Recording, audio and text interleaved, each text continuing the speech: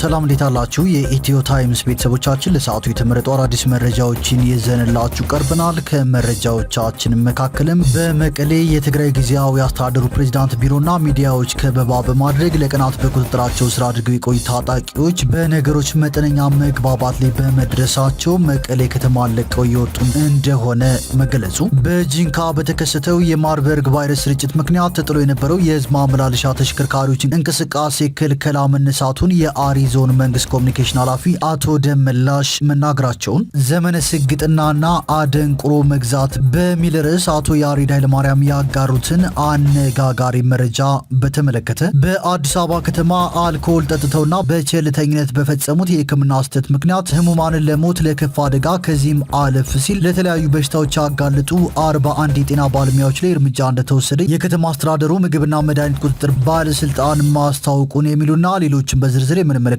መረጃዎች ይዘንላችሁ ቀርበናል። ዝርዝር መረጃችንን ለማድመጥ ቻናላችንን ሰብስክራይብ በማድረግ የደወል ምልክቷን በመጫንና መረጃውን ለብዙዎች እንዲዳረስ ላይክ በማድረግ እስከ መጨረሻው አብራችሁን ቆዩ።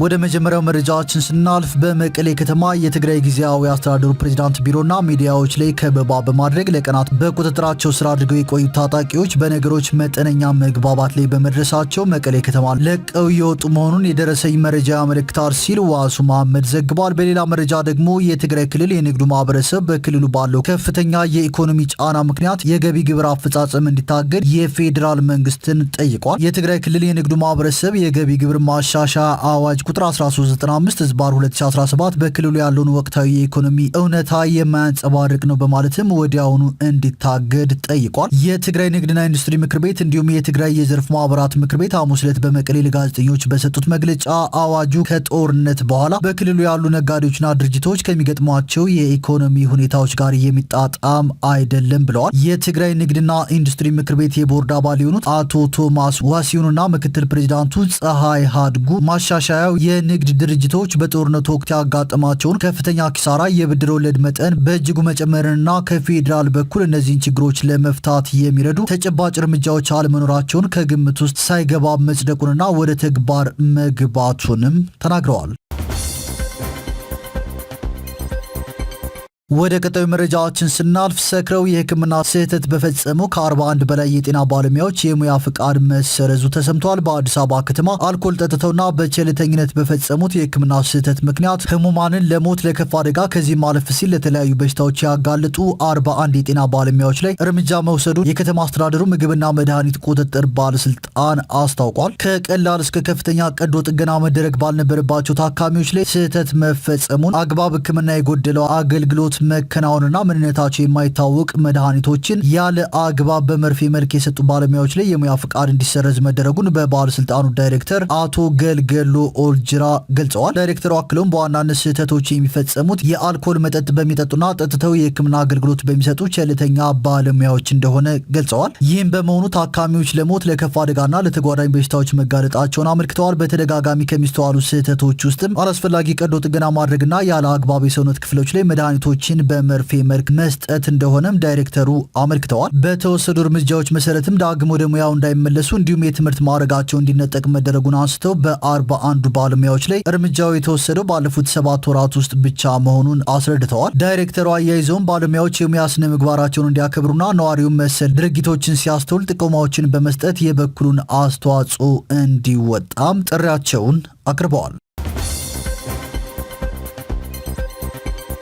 ወደ ቀጣዩ መረጃዎችን ስናልፍ በ2018 በጀት ዓመት ባለፉት 4 ወራት ለኬንያ፣ ጅቡቲና ታንዛኒያ በሽያጭ ከቀረበ የኤሌክትሪክ ኃይል 46.8 ሚሊዮን የአሜሪካን ዶላር ገቢ መገኘቱን የኢትዮጵያ ኤሌክትሪክ ኃይል አስታውቋል። ገቢው ከእቅዱ 25 በመቶ ብልጫ ያለው መሆኑን የተቋሙ ኮሚኒኬሽን ዳይሬክተር ሞገስ መኮንን ተናግረዋል። ተቋሙ የሚያመርተውን የኤሌክትሪክ ኃይል በዋነኝነት ለኢትዮጵያ ኤሌክትሪክ አገልግሎት እንዲሁም ከፍተኛ ኃይል ለሚጠቀሙ ኢንዱስትሪዎች፣ ለኢትዮ ጅቡቲ የምድር ባቡርና በማይኒንግ ዘርፍ ተሰማርተው ክፍያን በዶላር ለሚፈጽሙ አካላት እንደሚያቀርብም ጠቁመዋል። በተጨማሪም ለውጭ የኤሌክትሪክ ኃይል ፈላጊ ሀገራት የሚያቀርብ እንደሆነና በዋነኝነት ኬንያ፣ ጅቡቲና ታንዛኒያ መዳረሻዎች እንደሆኑም አመላክተዋል። በዚህም በ2018 በጀት ዓመት ባለፉት 4 ወራት ለኬንያ፣ ጅቡቲና ታንዛኒያ በሽያጭ ከቀረበ የኤሌክትሪክ ኃይል 46.8 ሚሊዮን የአሜሪካን ዶላር ገቢ መገኘቱን ጠቁመዋል። የኢትዮጵያ ኤሌክትሪክ ኃይል የጣቢያዎችን ኃይል የመሸከም አቅም ለማሳደግና የመቆጣጠሪያ ስዊቾችን በመቀየር ተጨማሪ ደንበኞችን እንዲያስተናግዱ የማድረግ ስራዎች ማከናወኑን እንዲሁም አዳዲስና ተጨማሪ አቅም ያላቸው ትራንስፈርመሮችን የመቀየር ስራዎች መሰራቱንም ገልጸዋል። በተከናወኑት ስራዎች የአገልግሎት ጥራት በማሻሻልና ተደራሽነትን በማስፋት ተጠቃሚዎች ያለምንም ችግር አገልግሎት እንዲያገኙ እየተደረገ መሆኑንም አብራርተዋል። ወደ ቀጣዩ መረጃችን ስናልፍ በጂንካ በተከሰተው የማርበርግ ቫይረስ ስርጭት ምክንያት ተጥሎ የነበረው የህዝብ ማመላለሻ ተሽከርካሪዎች እንቅስቃሴ ክልከላ መነሳቱን የአሪዞን መንግስት ኮሚኒኬሽን ኃላፊ አቶ ደመላሽ ተናግረዋል። ለክልከላው መነሳት ምክንያት የሆነው አሁናዊ የማርበርግ ቫይረስ ስርጭት መቀነስና በትራንስፖርት መቋረጥ ምክንያት ማህበረሰቡ የዕለት ተዕለት እንቅስቃሴ ላይ ከፍተኛ ጫና እያሳደረ መምጣቱን የዞኑ ግብረ ኃይል ከገመገመ በኋላ መሆኑን አክለዋል። በመሆኑም ከነገ ጀምሮ ክልከላው እንዲነሳ መወሰኑን የገለጹት ኃላፊው ጉዞዎች ግን ከወትሮ በተለየ ጥንቃቄ መሆን እንዳለባቸውና በየመናሪያ የሚደረጉ የግንዛቤ ማስጨበጫና የጥንቃቄ ሂደቶች ተጠናክረው እንደሚቀጥሉ ተናግረዋል። ህብረተሰቡና የተሽከርካሪ ባለ ንብረቶችም ይህንኑ በመረዳት አስፈላጊውን ጥንቃቄ እንዲያደርጉም አቶ ደመላሽ አሳስበዋል ሲል ቲክቫህ ኢትዮጵያ ዘግቧል።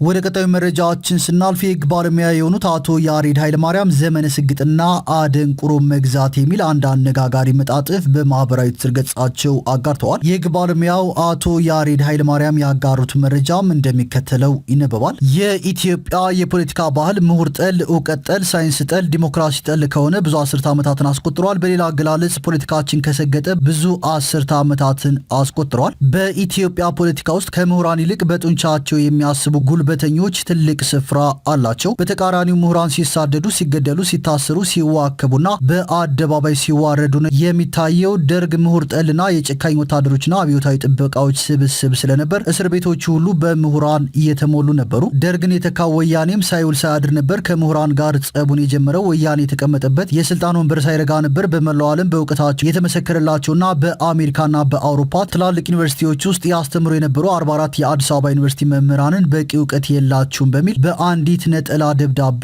ያባረራቸው። አዎ በኢትዮጵያ ፖለቲካ ውስጥ ድንቁርና ጎጆውን ከቀለሰ ብዙ አስርተ ዓመታትን አስቆጥሯል። ፖለቲካችን ምሁር ሆኖ ሳይንሳዊ በሆነ እውቀቱ እየተመራና እየተመራመረ እውነትንና ለአገር የሚጠቅም እውቀትን በድፍረት አደባባይ ወጥቶ የሚናገር ምሁር አይፈልግም። እውቀት ከስልጣን የሚመነጭ የሚመስላቸው አምባገነኖች እንዳሻቸው የሚፈነጩበት አገር ስለሆነ የስልጣን አናት ላይ የሚቀመጡ ሰዎች ሁሉንም አዋቂዎች ናቸው። ለነገሩ የሁሉም አምባገነኖች መገለጫና የወል ባህሪ በሁሉም ነገር ላይ አዋቂ ሆኖ መከሰታቸው ላይ ነው። አማካሪዎቼ እንደነገሩኝ ከሆነ የሚል መንደርደሪያ አይጠቀሙም። በግብርናውም፣ በሕክምናውም፣ በኢኮኖሚውም፣ በፖለቲካውም፣ በሃይማኖቱም፣ በፍልስፍናውም፣ በህጉም፣ በማህበራዊ ሳይንሱም፣ በፊዚክስና ኬሚስትሪውም ሳይቀር አዋቂ መስለው ነው አደባባይ ላይ የሚከሰቱት። በሁሉም ጉዳይ ላይ ቁንጽል ነገር ይዘው አደባባይ በመውጣት ምሁራንንና በየመስኩ ሰፊ ምርምር ያደረጉ ፕሮፌሰሮችን ጭምር ከእግራቸው ስር ቁጭ አድርገው ሊያስተምሩና ሊመክሩ ይሞክራሉ። በቅርቡ አብይ አህመድ የሕክምና ዶክተሮችን ሰብስቦ ስለ አእምሮ ቀዶ ሕክምና ሲያብራራ እንደነበረው ማለት ነው። ፖለቲካችንና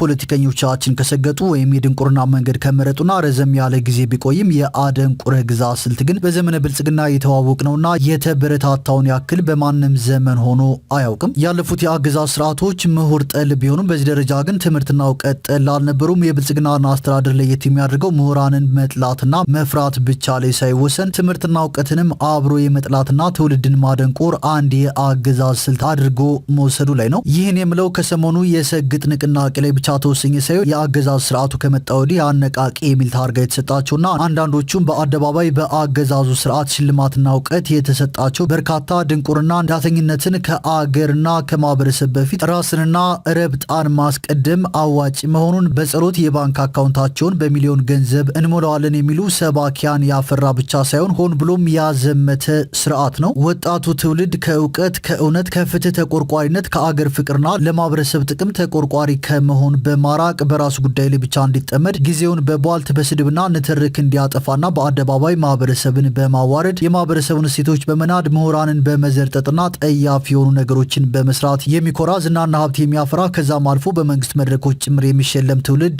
እንዲፈጠር ተደርጓል። እስኪ የአገሪቱ መከላከያ ሰራዊት የክብር ኒሻን የሽልማቸውን የሶሻል ሚዲያ ተጽዕኖ ፈጣሪ የተባሉ ግለሰቦችን ማንነት ዞር ብለን እንቃኝ። አንዳንዶቹ በተሳዳቢነታቸው ሰዎችን በማዋረድ የሐሰት ዜናዎችን በማሰራጨት ማህበረሰብን በመዝለፍና በብዙ የነውር መገለጫ በሆኑ ባህሪያቸውን አደባባይ ይዘው ወጥተው ከእውቀትና እውነት የተጣሉ አስፈሪ ግለሰቦች ይገኙበታል። እውቀት መማርና መመራመር ለአገር በእውቀት ላይ ተመስርቶ ማሰብና ማሰላሰል የሚያሳስር፣ የሚያሰድድ፣ የሚያደህይና በማህበረሰቡም ዘንድ የማያስከብር ከሆነ ድንቁርና ወይም መደንቆር እንደ ጽድቅ ይቆጠራል። ኢግኖራንስ ኢዝ ብሊስ የሚለው የ18ኛው ክፍለ ዘመን የእንግሊዝ ታዋቂ ገጣሚ ቶማስ ግሬይ በ1742 እንደ ኢሮፓያን አቆጣጠር በጻፈው ግጥም ውስጥ የተንጸባረቀው አገላለጽ ቦታ የሚያገኘውን በእንዲህ ያለ ማህበረሰብ ውስጥ ነው። ድንቁርናን ካባ ማልበስና መሸለም የዛሬ ብቻ ሳይሆን የመጪውንም ዘመን ጨለማነትና አስፈሪነት ማሳያ ነው። ገጣሚው እንዲህ ይላል: ዌር ኢግኖራንስ ኢዝ ብሊስ ኢት ኢዝ ፎሊ ቱ ቢ ዋይዝ። መልእክቱም ለምንም ነገር ግዴለሽ በመሆን ደስታን ብቻ ማጣጣም፣ እጅግ አሳሳቢ የሆኑ ነገሮችን ሁሉ ወደ ጎን ገሸሽ አድርጎ በመተውና ምንም እንዳልተፈጠረ ያክል በመቁጠር የራስን ደስታ ብቻ ማጣጣም በአገር ላይ ያንጃበቡ አደጋዎችን፣ የማህበረሰቡን ችግሮች ያፈጠጡ ኢፍትሐዊነትን፣ በደልን፣ ጎልተው የሚታዩ ግፎችንና መከራዎችን ምንም እንዳልተፈጠረ ያክል በመቁጠር ባልተጨበጠ ደስታ መናኘት ነው። ለማንኛውም አንዳንድ ፈላስፎች እንደሚሉት እንኳን ጥልቅ እውቀት ይቅርና በልምድና በህይወት ተሞክሮ የሚገኝ እውነተኛ እውቀትና መረጃ ወይም ትሩ ዊዝደም እውነታን ከመጋፈጥ የሚገኝ ሲሆን ዘለቄታ ላለው ደስታም ብቸኛው ምንጭ ማወቅ እንጂ መደንቆርና መሰገጥ አለመሆኑን በማሳሰብ መልእክቴን እቋጫለሁ በማለት የህግ ባለሙያ የሆኑት አቶ ያሬድ ኃይለማርያም መልእክታቸውን በማህበራዊ ትስስር ገጻቸው አጋርተዋል።